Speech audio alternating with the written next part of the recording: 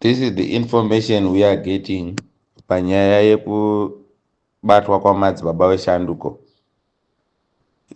Motikari dzakashandiswa dzanga dzisina manumber plate and they were adding to 5 cars. Vanhu vanga vari mumota idzodzo, they were tallying to 20 people. And they had a gun, and futi iyoyo iri kunzi yakaita zvekukokwa, which means kuti they threatened to shoot asi panga pasina any resistance of arrest. Then number 2, mudzimai wavo vakasiya vamurowa.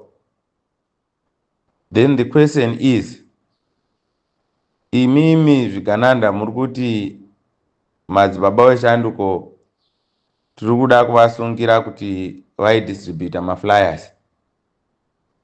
So mudzimai wake apinda papi apa. So motikari 5 ndedze kusunga munhu ari kudistributa maflyers. Then no branded mota yepolice pamotikari dzese idzodzi.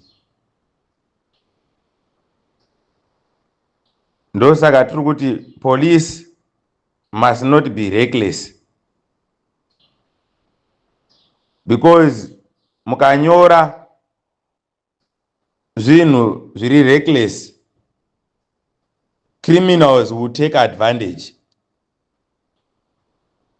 Kana vatora advantage zvonzi ndimi mapurisa.